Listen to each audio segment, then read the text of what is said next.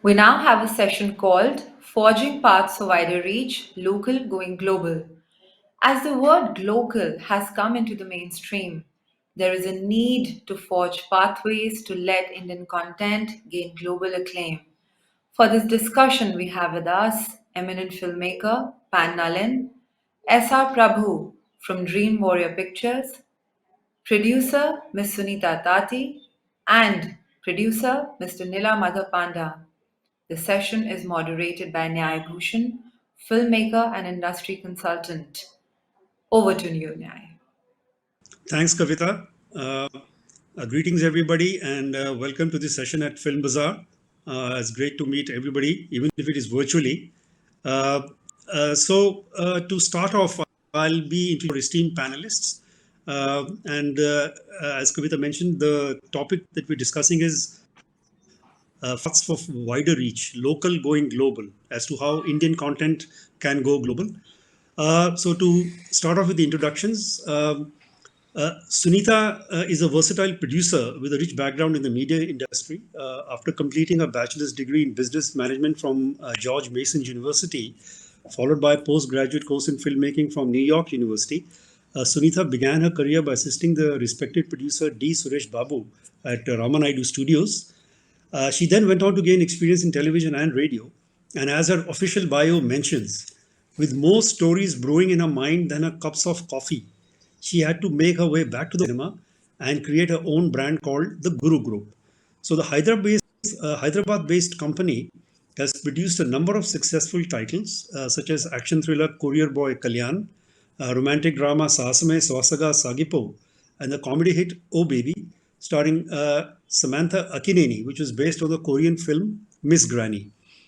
Sunitha's upcoming projects include Shakini Dhakini, co-produced with Suresh Productions, directed by Sudhir Verma, and starring Regina Cassandra and Nivetha Thomas, which is a remake of the Korean film Mid. Our other upcoming projects include an adaptation of the book Arrangements of Love by Timeri Murari, which is participating in the co-production market at this year's Film Bazaar. So, welcome, Sunitha. Thank you, Nyay. Moving on to Mr. S.R.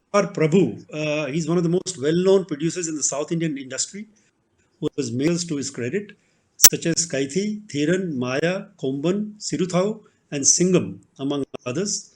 He runs Dream Warrior Pictures with his brother S.R. Prakash Babu, and the company has co-produced over 12 successful films in Tamil and Telugu. Some of their titles include Joker, which won a national award, political thriller NGK, horror title, and social drama Rajchasi, among others. Their latest project is the upcoming Telugu release Okay Oka Jeevitham, directed by Shri Karthik, and the film star cast includes the well-known actress Amala Akineni, who will return to the big screen after a long time. So, welcome, Mr. Prabhu, and we look forward to your views in today's session. Moving on to Mr. Nila Panda, who is nothing short of a trailblazing filmmaker who's produced and directed over 70 films, documentaries, and shorts based on social issues, covering a number of important subjects such as climate change, child labor, education, water issues, sanitation, and other development issues. His debut feature, I Am Kalam, won numerous accolades, including 34 international awards, along with a national award. His following projects included Jalpari, which received the MIB Junior Award at Cannes, and Kadvi Hawa, which was critically acclaimed and also received the national award. In 2016, Nila was honored by the government with the Padma Shri Award for achievements in cinema. So welcome, sir, and we look forward to your inputs. And finally, we move to Nalin, who basically doesn't need an introduction, but I think it makes sense to still introduce him because he's nothing, as far as I'm concerned, short of a visionary filmmaker. And I say that because I am a photographer myself and I love the visual part of storytelling. And Pan's films are known for their visual brilliance, starting with his debut, Sansara, which was very critically and commercially acclaimed, which was followed by Valley of Flowers, Angry Indian Goddesses. Beyond fiction, his documentary projects include such well-received titles as Ayurveda, Art of Being, and Faith Connections, which chronicled the Kumbh Mela. Pan's latest film, Last Film Show, has again won critical acclaim as a love letter to the magic of cinema and it premiered at the Tribeca Festival and is still doing the festival circuit. The film has been sold to various international territories by French agent Orange Studios, including the US, where it will be distributed by Samuel Goldwyn Films. So, welcome, Pan, and we also Thank look you. forward to your views on the subject. Yeah. So, to kick off the panel and to sort of set the tone, I would invite all the panelists to sort of give their individual views. It's a two-part question. The first is, what do you generally have to say about the potential of Indian stories reaching out to wider audiences? We all know that Indian films already have a sort of a diaspora market, which is the sort of international market, and a bit of the non-traditional market, like territories like, say, the Middle East or Egypt and so on. But beyond that, I think the world is still waiting for Indian cinema to probably travel wider. So that's the first part of the question. And secondly, taking examples of your own films, what can you share as to how your films have managed to sort of seek wider audiences, or what kind of audiences can they actually seek? So if you can give your examples. So I think I'll start with Sunitha, if you would like to take it first. You give me the tough one first. Thank you, Nyay. For me personally, as a also a filmmaker, the journey has been to recognize that gap. There is a gap. There is a huge gap between the way we tell stories in India for the Indian box office to what the world sees as cinema. Because I'm somebody who immigrated to US when I was young, and I was at home used to watch cinema in the US with my parents, and then I would go to the box office in the US, the international cinema, which is a very different kind of cinema. I think the last decade or so is trying to merge that gap slowly. The steps have been very, very slow. In India, we make cinema for the star. We make cinema what they call as for the masses. When I first brought my screenplay to be made in India, Suresh Babu laughed and said, "This is a great story, but this is not a hero centric story." Whereas I take the same script now around and everybody says, "Oh, what a great film. We should make this as soon as possible." So I've seen the transition in the last 15 years from a hero centric storytelling, which is box office friendly because the business has to run, to what is the story that appeals to the global audience. I think that's the great time to be for me as a global filmmaker, to be at that edge and say that we are going to kind of bridge that gap. That's what I have to say. Yeah. Anybody else? It's open. I mean, Mr. Prabhu. Yeah, hi. Actually, there are two kind of perspective that we have when we approach the international markets. One, giving the exact way that we enjoy movies across India and also the diaspora around the world, and the way the international market is looking at the budget, like the perspective is completely different. Like for Indian films, it's more on hero centric, or hero centric means like it can be female lead oriented or male lead oriented, something like that. And there are different markets. Like each market, works in a different way. Is what I see. And post the digital era, this reach of Indian films are increasing day by day, and we are able to, I mean, within India, now if you look at it, like now this pan-Indian movies is kind of a trend now. So this will, once you see across different languages, if star is our market is completely star driven. If the stars reach out to complete Indian markets, and then the idea to reach out global comes in place. Like for example, like post Bahubali, if you look at it, the next film which is going to happen with Prabhas, they are looking at making it as an international film. So this is a step by step process in one angle, and Another example is like when we were shooting for one film in Poland, I could see some 4 5 youngsters who have been waiting to get an autograph from actor Karthik. And we were surprised when they approached the actor to get the autograph and all, and they were mentioning that they are very familiar to all the Bollywood films. They have every weekend they have a Bollywood night and they watch movies, and they are very familiar with the stars. They were able to mention NTR, Prabhas, Rajnikant, something, all the actors down south. And there is a set of audience there who would really love to watch Indian films the way the Indian films are.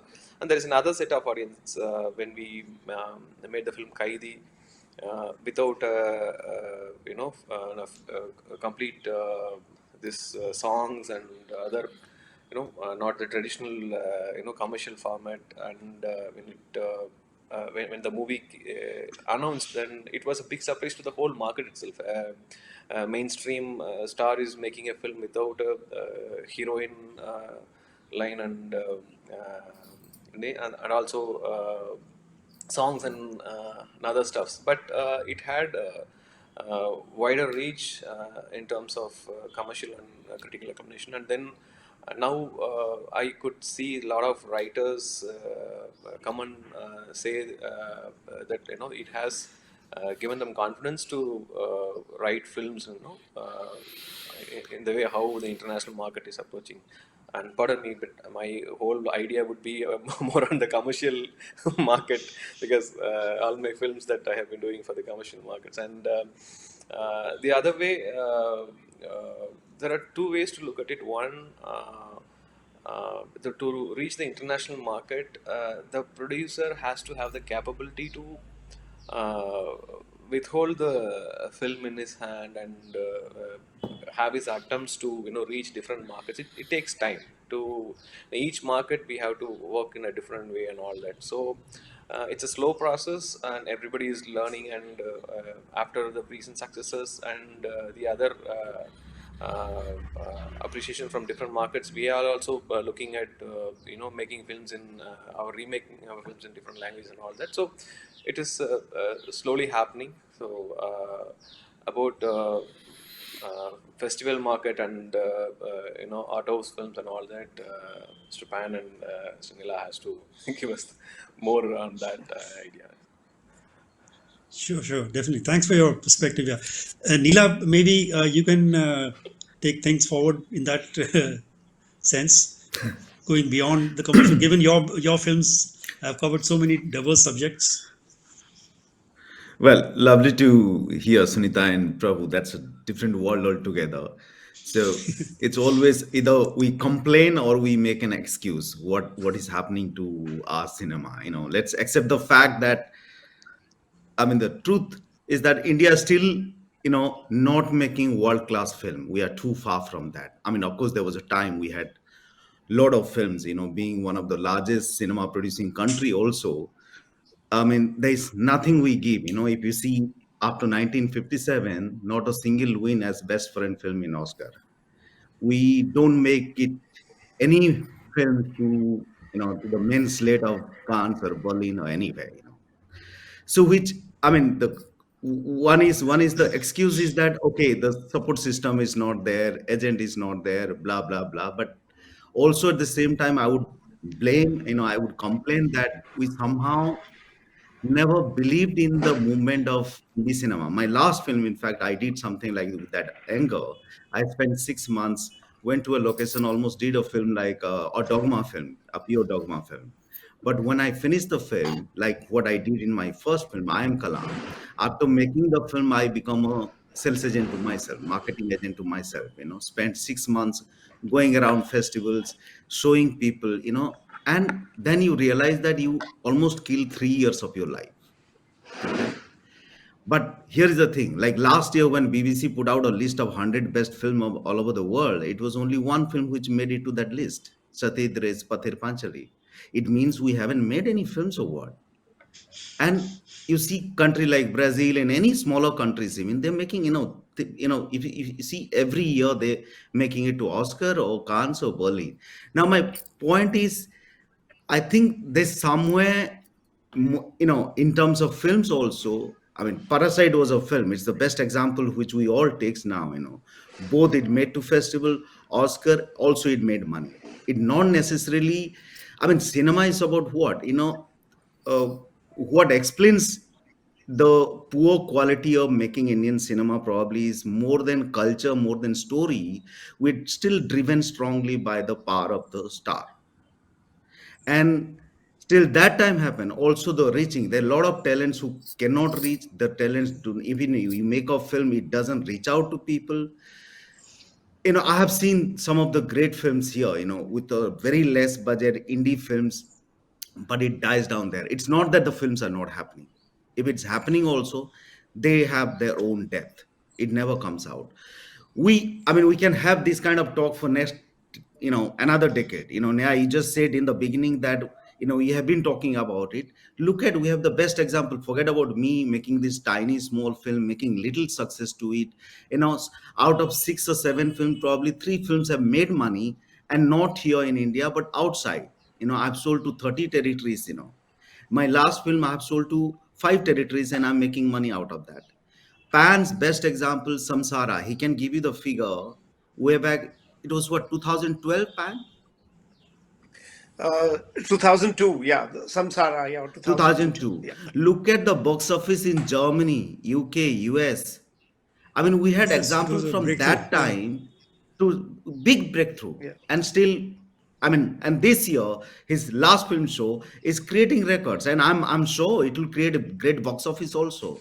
If we have such examples also, why still we don't move to, say, money for this film, money for these scripts, investment for this kind of films? So we can keep talking from Film Bazaar, IFI, everywhere, and it goes on, but there is no support. I'm here for last 2 decades. There is nothing. Pan went abroad and try get his support from European funding and Yeah. support, and he's Sure. doing fantastic. So, but thankfully, yes, the digital streaming has started. OTT platform is here. They will have, but still, I would say we have, for us it's the temple, where it's not just getting an award, but making film reach out to that, to say yourself that here are world class cinemas from India. So we Sure. should feel embarrassed about that we're not making it. No, that's true. I think the point that there is no consistency. There is not a sort of a disciplined, consistent approach. And I think Pan's example is fantastic. That if 20 years ago he made a breakthrough, then where's the follow up as far as overall industry effort is concerned? So Pan, if you can take that point forward. Yeah, I think, it's the fantastic point, Mr. Prabhu and Sunitha and Nila. I think they all say a lot of things which I wanted to say.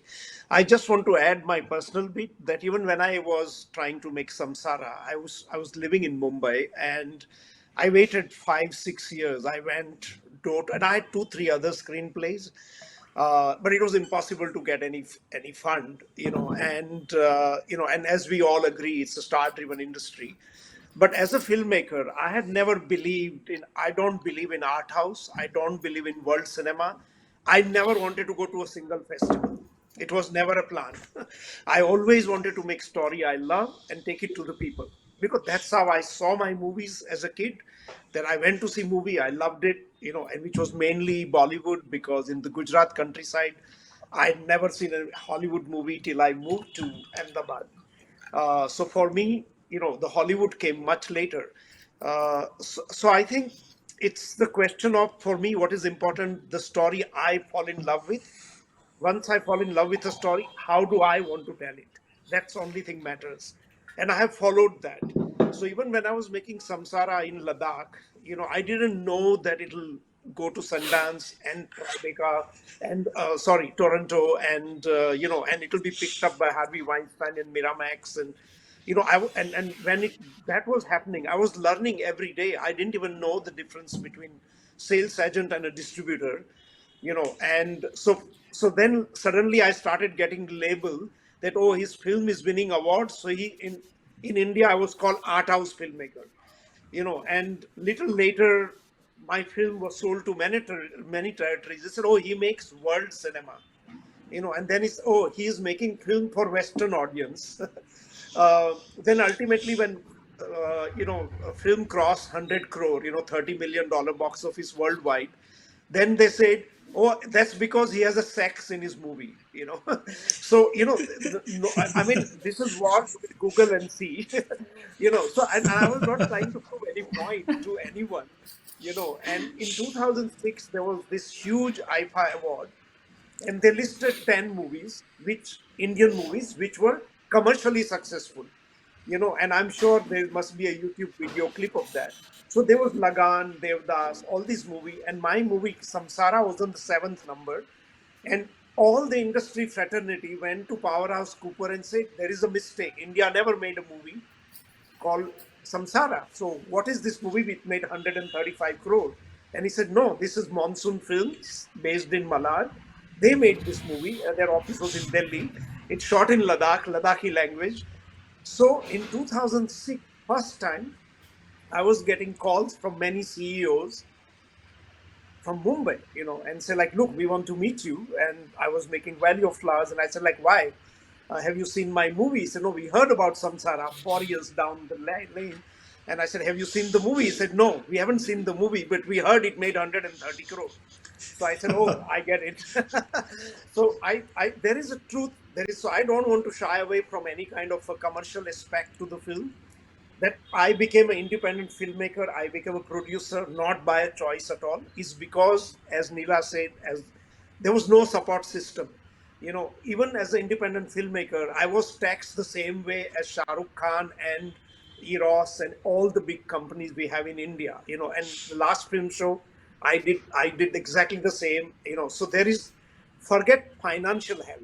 There was not even other help. And literally in my last film show, I had train sequences, and I was told on my face that you have to pay 25 lakh rupees for 1 day of rental. If agar Salman Khan hote to free mein kar dete, so that this was, I have it on my phone. So I think we paid the money, we did the shooting. So I think the whole idea to think that India should make a global movie is wrong. I never believed in it. And more I meet filmmakers from Thailand and Korea and wherever, many of them are my close friends, they never started that, oh, I'm going to make this movie so that I can win Oscar, I can go to Cannes and sell it to world. They were authentically true to their own story in their own country. Parasite just happened to be supported, if you know the story, that if there was no Samsung boss involved in CJ Entertainment, South Korea made much better movie before, which should have won Oscar, any critic will tell you.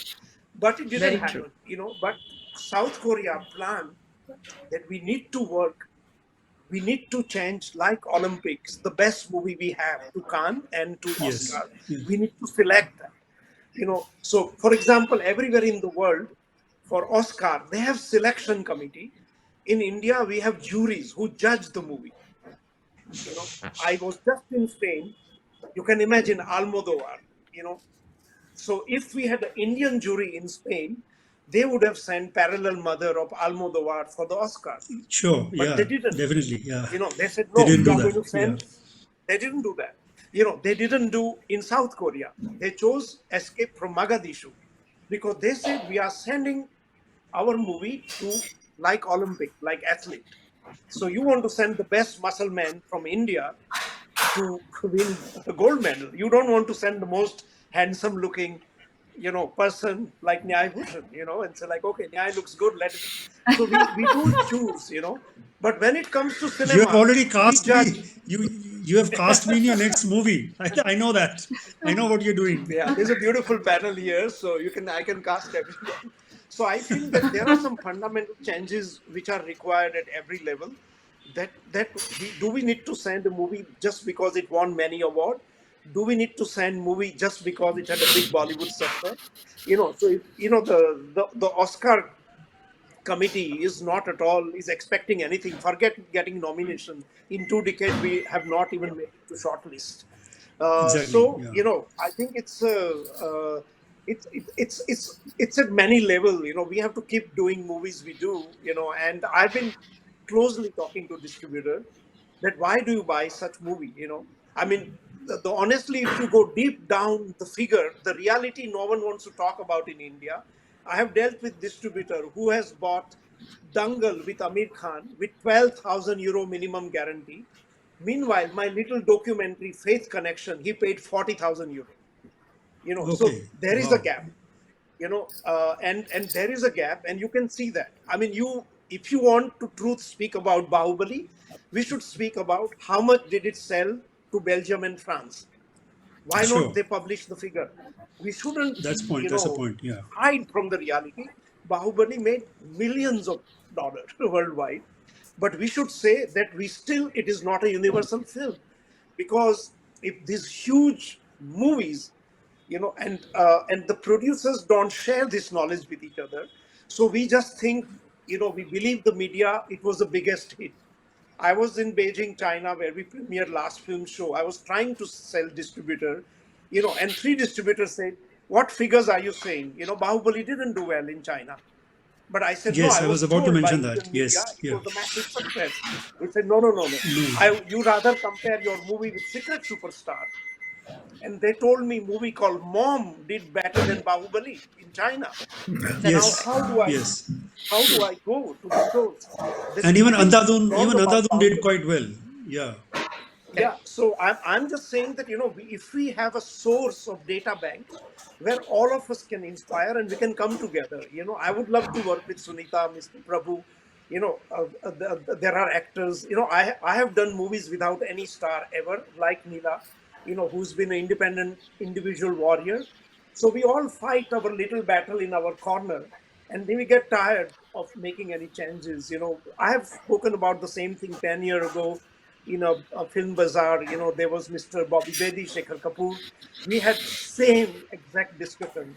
Let's bring Indian cinema global. Instead of saying let's make great movies, let's make great movies. Global will happen in itself. You know, Exactly. when Correct. Yeah. Correct. small countries made Timbuktu, or they didn't plan we want to make a global movie. So when I was talking to Samuel Golden Films, I told them that you are 111-year-old studio. You have never ever got a single Indian movie. Why? And for me, it's a huge learning when they tell me that, okay, what do you want me to sell? Tell me which movie you think we should have brought it and showed, and how do we market that? Similarly, so I was really happy and proud that, okay, last film show is creating a milestone by going into Samuel Goldwyn library, and they will release the movie. But that was not the end. I met Sojiku from Japan, his 106-year-old studio. And in India, in Film Club, when I was watching movie, we saw, you know, uh, a lot of Sochiku logo in front of Kurosawa, Ozu, Mizoguchi. So as an Indian filmmaker, I was like proud that I will have Sochiku releasing again the same story. It is the first Indian movie which Sochiku is acquiring, Medusa is acquiring, and these are mainstream distributor. They don't do art house film. If you look at Yes. what, Yeah. so I feel that if we do honest film, we know that we don't have a Unifrance, we don't have Film Italia, we don't have German. These are the organizations which are supporting local cinema. So for example, if French filmmakers' film is selected in EP Goa, and by chance, if their filmmaker is not invited, Unifrance will fly you down, to promote your movie.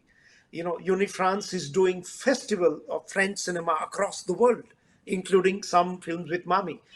So we don't have such exposure to pick up films from Sunitha, Mr. Prabhu, Nila, and say, let's take 12 film and do a special promotion to show movie,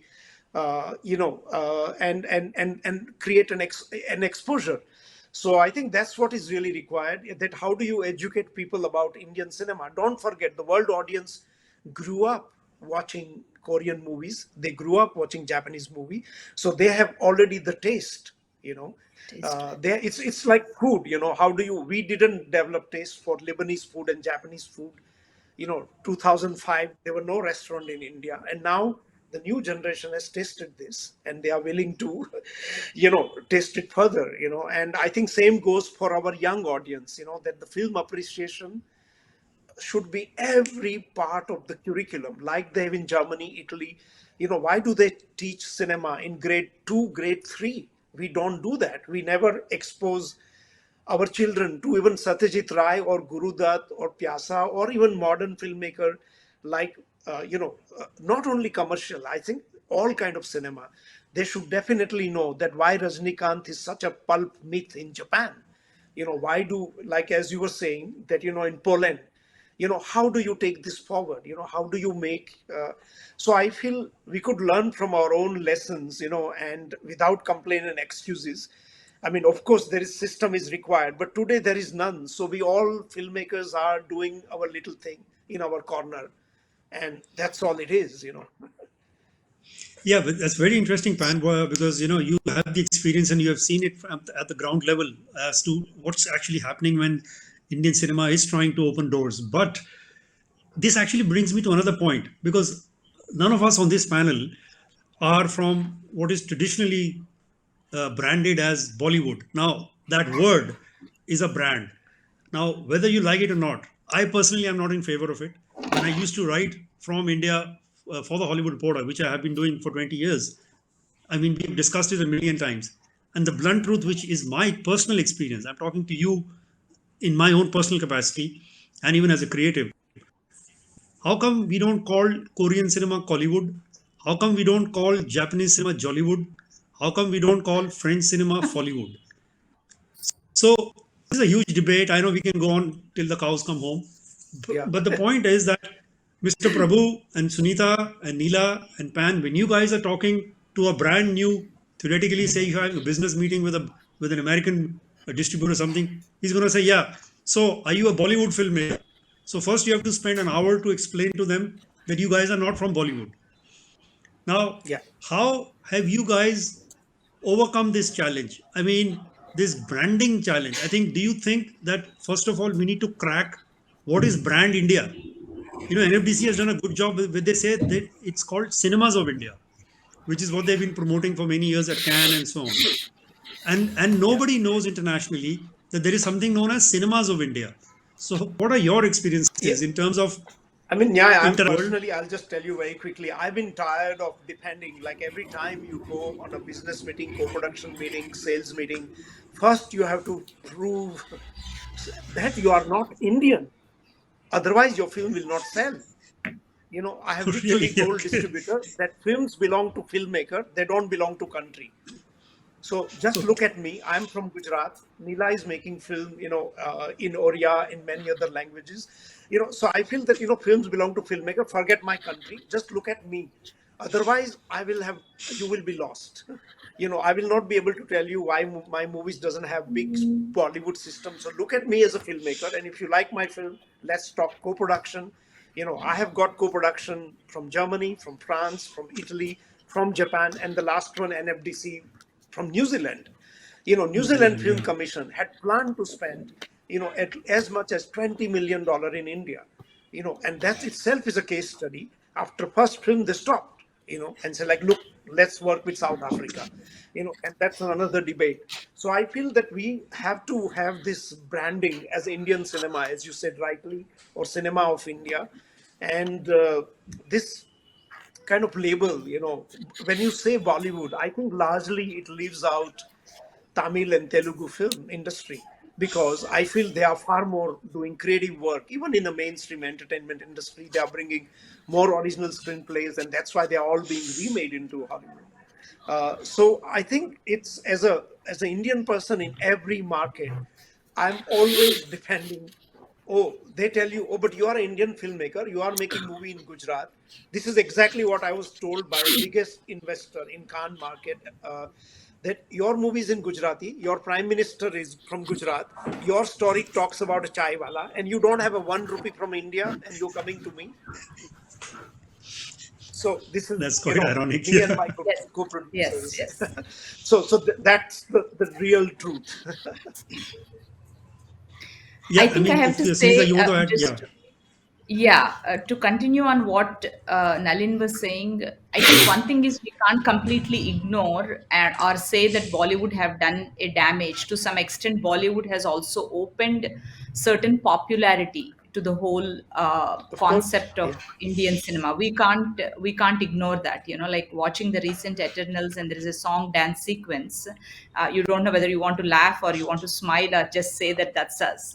There is a major part of us. I mean, we all grew up watching Bollywood, but the most important thing is each of us, in our own way, be very clear that what is the film that we are going to make. Like for me, when I came to India, I choose particularly South of India because my mother tongue is Telugu. And whenever I go to any of the co-production meetings, the first thing they say is, "What is Telugu?" But of course, Bahubali changed that for me. Now people know what Telugu is because Bahubali is originally a Telugu language. So it has to be a travel on parallel tracks on the same compartment for us. However much we say it, business drives, and at some level, the Bahubali producers, are they in the international space of cinema? Maybe not. We all have to admit to that. So personally, for me, with Arrangements of Love, I took a very strong stand as a production house, and I said to myself that I will make a film from South of India. All my technicians will come from South of India. And I told this to Nalin also, that all my cast, as a matter of fact, I'm having issues with my casting director and my director, that he says, "What is South of India?" So I had to fly him to Chennai, make him stay there during the floods for 2 weeks, Phil John. And he, for the first time, admitted, and he's eating roti and naan. And I said, "No, come eat food from Ponusami, eat food from different parts of Chennai, walk on the streets of Chennai and understand." And he's just so flabbergasted and said, "Oh, this is Chennai, this is South of India. People look different, people talk different, and you guys make in the South of India more cinema than any part of the world."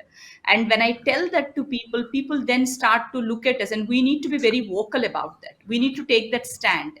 I could have also said that I can just cast a Bollywood actor in my film. And when one of the Bollywood actors was proposed, I put my foot down and said, "No, no, no. I want to take an actor from the South that knows the culture, that knows the cultural fabric of Chennai." Because my protagonist comes from abroad. So I can't really put that into the protagonist. I don't have a choice there. It can be a North Indian boy raised in Wales, but my female protagonist have to be from Tamil.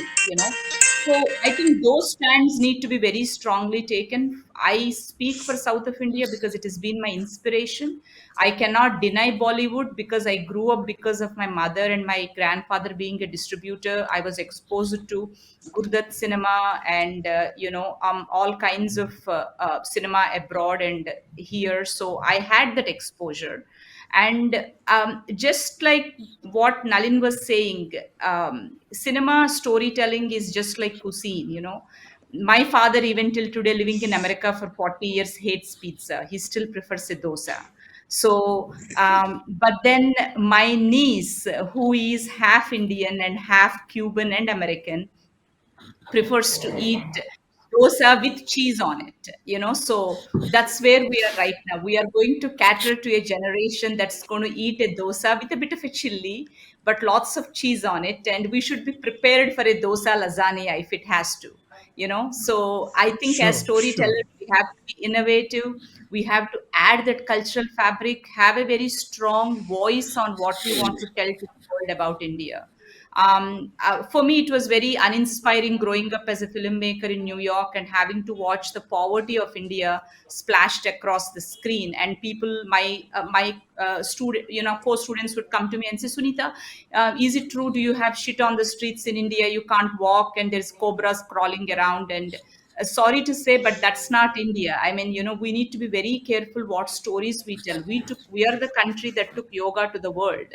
We took it to the West, and it's making its way back to India. I think somewhere we need to find that parallels to take the storytelling that appeals to the global audience, global new generation, and add our commercialism into it, And then, I mean, we are the greatest storytellers. Yeah, I mean, we wrote Mahabharata and Ramayana, and Lord of the Rings is inspired from Mahabharata. So I think we need to find that handshake somewhere there. That's very interesting because this debate mainstream Indian cinema, regardless of the brand, obviously opens up lots of debate. A great example of how there's this so-called Bollywood song in this new Marvel film, but at the same time, it's an attempt by Hollywood to sort of mainstream India. It's the other way around, that Hollywood wants to go local in India. So they've been doing that with various projects in terms of having some token Indian thing in a big film. Which brings me to another interesting point. Within the cinemas of India, there is also an attempt to cross over within India, right? And here I would like to, because Singham is a fantastic example of how it was remade in Hindi cinema and became a commercial hit and opened the door to the uh, cinematic police universe, which is a new invention which only India can do. So, how was your experience in terms of uh, the Singham crossover uh, within the cinemas of India? Um, it is actually a great experience. One thing that I understood personally, like where I've been traveling into film festivals for a while, when I had a perspective that only the commercial films will be able to, make money and all that. And by the time I listened to the scripts like Joker and Arvi, I thought those two films are not going to make it to the theaters. That's what my perspective was when I started it, and then I have been traveling into the festivals for few times, and that time one of my friend who is a cinematographer, who just asked me, why are you here, like I'm just seeing, like is there any ways that I can reach the couple of my films to the audience, because I think that our audience will not take these films as the way the script is. And he said, no, you are already a producer who has the reach among the theaters and everything. You are making Singham and all other films, and but why are you here? Many of the people, like like us, like we come to festivals to promote our films and find audience here, but you already have an audience. Why not try to reach the films to your audience? And he said, and then I realized, and then we had to just work around the way the commercial market works, like because we have the main problem that we see is the funding. Funding is the major issue in our industry. Unlike any other business, you don't get institutional funding here. And if you look at the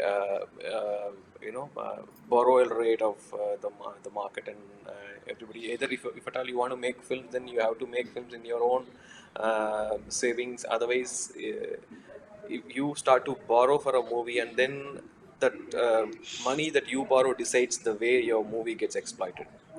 So that's the difference that I see. Sure. That Yeah. that money you borrow put you on a timer, that you have to release the movie in a particular time. Otherwise, that interest rate will eat your Sure. film alive. So I think uh, there are two different people, and majority of the people are into this in a business perspective, like in more of a business perspective they approach, and everything that they speak about is recovery of the film and all that.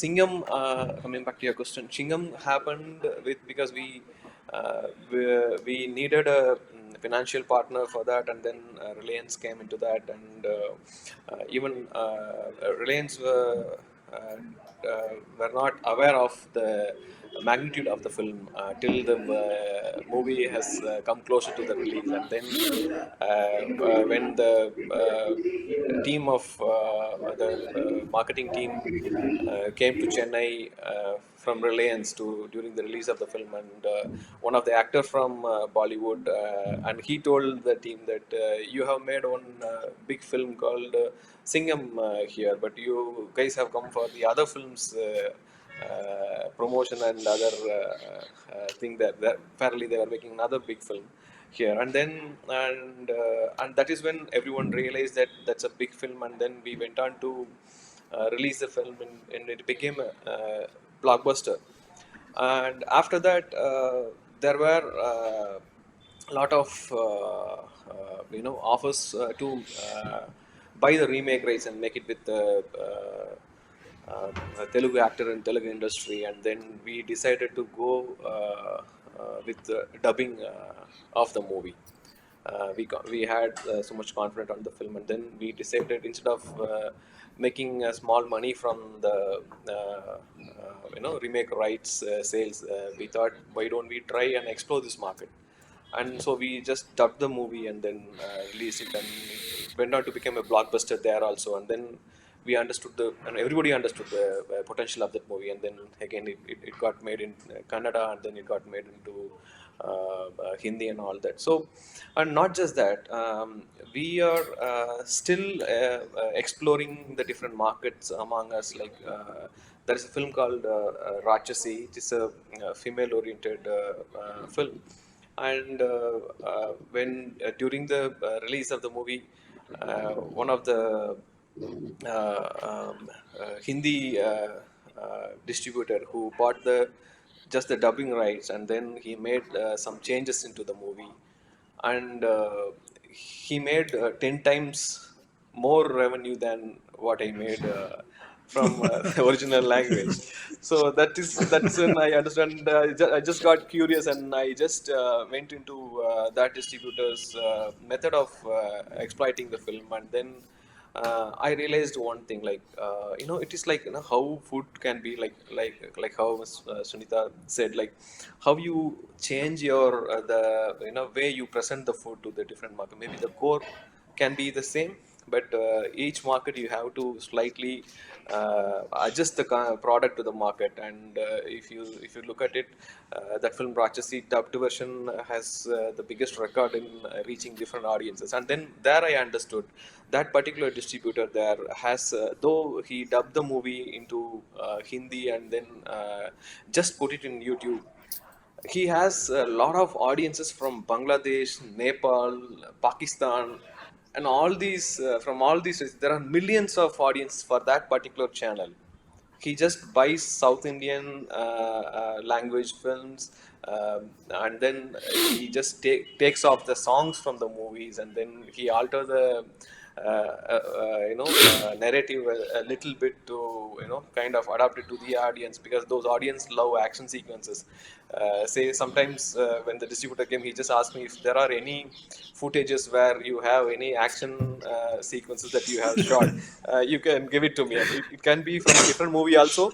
I will see myself Okay. to add it to the film. And but that's a fantastic way to understand his audience, and then he has millions of followers, and then he make crores on a daily basis from just Okay. understanding his audiences and presenting the way it is. And not just that, when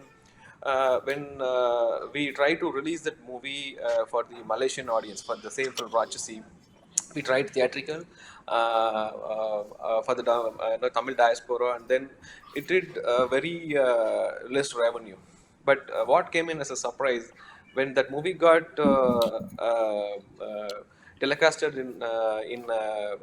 in Astro television, and one of the education ministers saw the film, and then he just got so excited about the film, and then he spoke about the film that became viral in Malaysia within a week time through Okay. piracy. And we got invited to Malaysia to have a dinner with the minister about.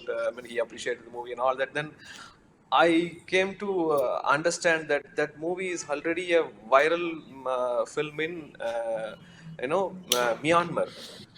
Myanmar, we have not Okay. released the film. We have not sold the rights to Okay. anything. Then Okay. how come became viral? It just became viral through only piracy. Okay. I could see, a lot of advertisements based on the concept of the movie and all that. So there are audiences everywhere. We just need to find the ways to tap the audience. We don't.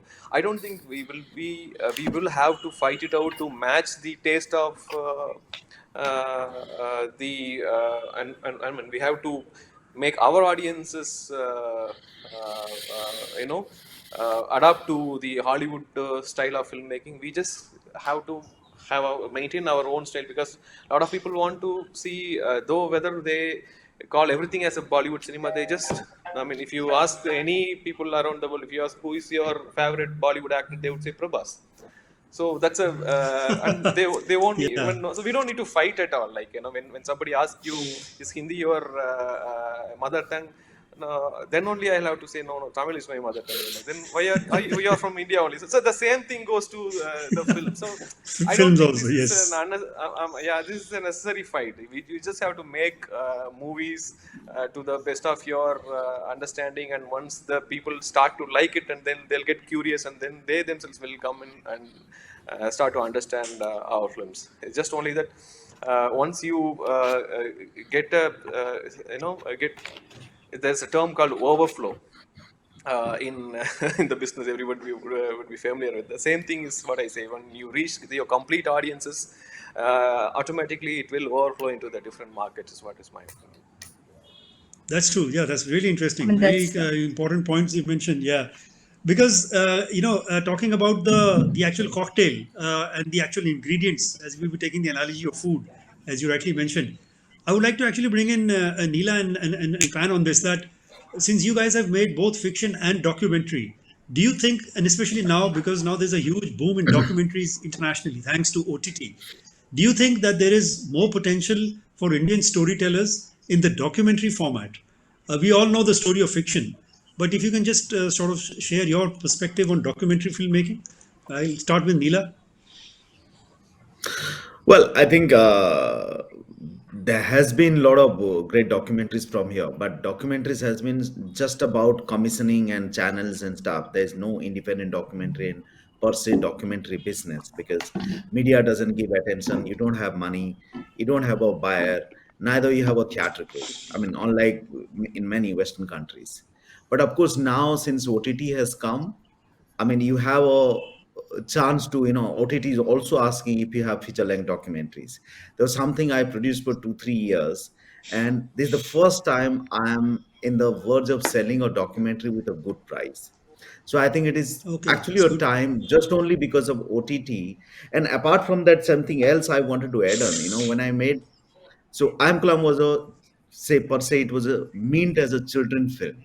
And when I used to go to the festival, they said, "Oh, is it like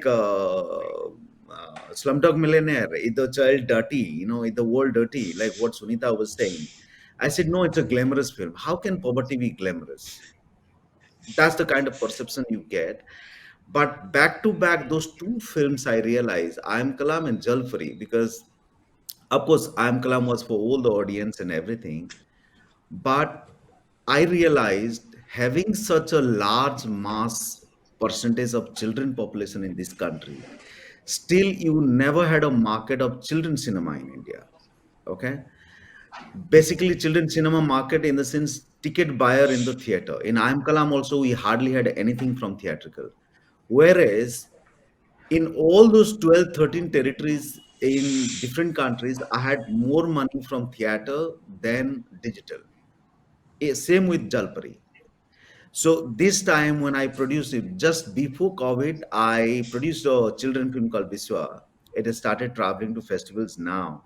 So 2 years I kept it because there was buyer for digital. OTT wanted to buy the film, and I wanted to see whether again theatrical will work abroad or not. But I'm sure in India it may not work. But that's another world which we never somehow explore, the children's cinema market in India. Sure. Whereas I've seen whatever language it, like Pan said also that whatever language the cinema, it doesn't matter. I had sold the film in Korea, China, Poland, and I've seen theatrical reaction of this film. I mean, I can see what the last film can do. So I think this is a time I mean, certainly as filmmaker, it gives a flexibility and confidence that at least you have OTT to sell it out, if not Sure, theatrical. definitely. Still, I It's a was just universal holding platform. the film. It's a universal platform. Pan, if you can share your Yeah. experience with your documentaries. Yes, I think, I started because I couldn't get money to make fiction movies, and I used to love traveling and filmmaking. So I realized, okay, here is a catch. I can, wherever I travel, I'll make a film. And you need a small crew. So my earlier films were all documentaries. And luckily, the first one was brought by, a couple of European channel. Then BBC brought it to me. So what happened was that, in a way, I started getting a couple of different types of project where people would commission me, which are not my own subject. So they'll say, okay, go and can you make us, India has now this huge superstar called Shah Rukh Khan, can you make a documentary on him? I said, yeah, done. So I did one of the earlier documentary on Shah Rukh Khan on Sridevi. I was with them for 21 days with international crew, and it was released worldwide. So and then I started proposing my own subject, and one of them which I really wanted to do because of my family, and there was so much wrongdoing was happening on name of Ayurveda. So I took my team, and we said, okay, let's start from Kerala. We hit the road. We did 15,000-kilometer road journey across India, just filming, meeting all kind of masters of traditional Indian medicine, whether they are dealing in the forest or whether they are, in the city. We didn't know what the film will look like. But finally, when we put the first thing together, it started, there was a lot of interest from everyone, especially from international audience and distributor. It's like, look, this is great what you do in India, but Ayurveda is also popular. How would I apply Ayurveda if I'm in New York? So we said, let's go and shoot in New York. So we went to New York.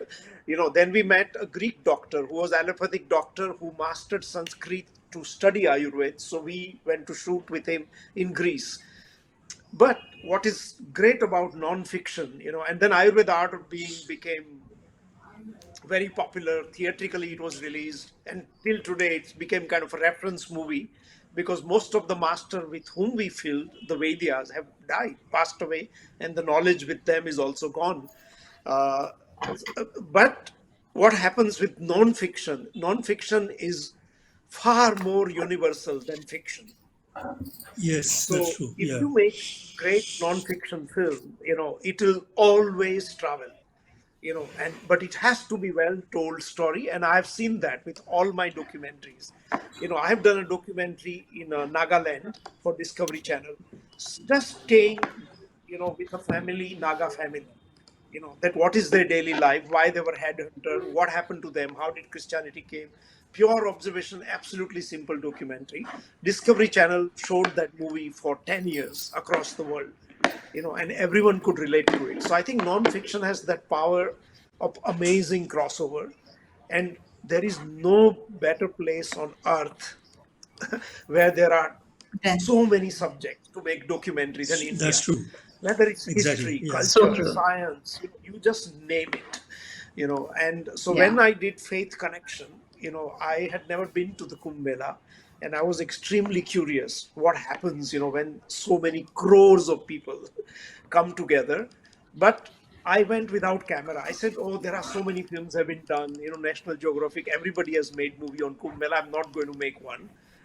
But the moment I arrived, I met two or three characters, and I said, okay, I have seen many films on Kumbh Mela, but this I have never seen. So I just switched on my camera and started filming, and we filmed for 55 days, with three different units. Um, and while we were putting together film, we didn't have money. We shared footage of 20 minutes with six or seven distributor I knew, and they all said, "Oh, how much money you want? We want this movie." So we were able to complete the film, and then Cameron Bailey for Toronto was looking at the documentaries for official selection, and he told us that, "Oh my God, I've never had a feature documentary from India ever. So I want to look at your film." And he saw the movie in Mumbai while we were editing it, and he invited us for the world premiere. So I started with my small DSLR camera. Suddenly, we had this premiere, we had sales company, and one tweet changed everything. So there's a famous Hollywood director, Darren Aronofsky, who saw the film, Oh yeah. and he said, "Forget all the author. I love this movie." And he Wow. wrote That is something fantastic. about the crisscrossing story because he said, "I've never cried and laughed in a documentary." So moment he tweeted that, literally in next 4 days, we sold 25 territories. Theatrical release. Wow. That's the France jumped greatest in, marketing and push. so Oh, that's exactly, Brilliant. because then Yeah. people, yeah. it invited people to watch. So entry in documentary, if it's well done, it's much more easier than our fiction work. So I feel there's a Definitely. huge, And the and of costs course, are as also Nila low. said, now Yeah. the OTT platform is changing it. And as a filmmaker, I enjoy going from fiction to non-fiction, because when I do non-fiction, I have a very small crew. I have just very few people. I can do it with my own money. In the end, it pays me much more than my fiction work when I sell it. Definitely. So, Yeah. I think in a Exactly. way, Exactly. it's so I have done, I did a documentary in Ladakh, I did in Darjeeling, I did South India, where I followed a mother who was trying to initiate her daughter into Devadasi tradition. And for me, it was very important, when tradition is banned, why would a mother do such a thing today?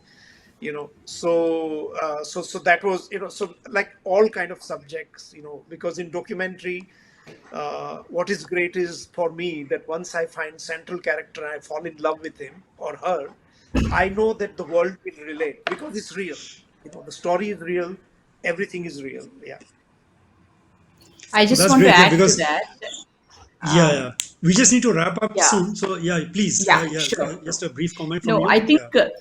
yeah, just a minute. What I want to add to what Nalin said is so true. At the end of the day, it's a storytelling, and for me, it has been quite a journey because I'm a twice cancer survivor. I came to Oh, India as a okay. film student, and I ended up staying back. And over the last 15 years, I fought breast cancer and ovarian cancer. And Ayurveda changed my world, and how I see life. Okay. And that's what I even kind of connect with Nalin, because right now the kind of in the documentary space, the content that we are developing on Ayurveda and on certain aspects of India, for which the world is like really keen to know, because at the end of the day, it's a form of storytelling. And I think we have so many stories to tell in that space, and the traction I'm getting on these subjects, of whether it's healing or whether something concerned to health, whether it is spiritual health, and at the same time the ancient history of India. I think we have so much to take to the world in this Sure. new called global village. I think that people like Nalin have paved the path for that. Yeah. Yeah, that's really, I think, a fantastic way to wrap up this discussion, because I think at least we have a positive note instead of just talking about what's not happening. So it's good to see that which is the way forward, whether it's fiction or non-fiction. The idea is to sell the heart and soul of India in terms of the stories, and so I think that would be a great inspiration for other filmmakers as well, and other producers. So thank you, everybody. Thanks a lot for your Thank you inputs, so much. and I'm sure this discussion is going to inspire other people who are watching. And we look forward to your next projects, and we'll be all there rooting for you as you cross over, whether within India or to the world, and to take Indian stories to wider audiences. Thank you once again, and on behalf of Film Bazaar, thanks for all your inputs. Thank you. Thank you. Thank you so much. Thank you. Thank you. Thank you, everyone.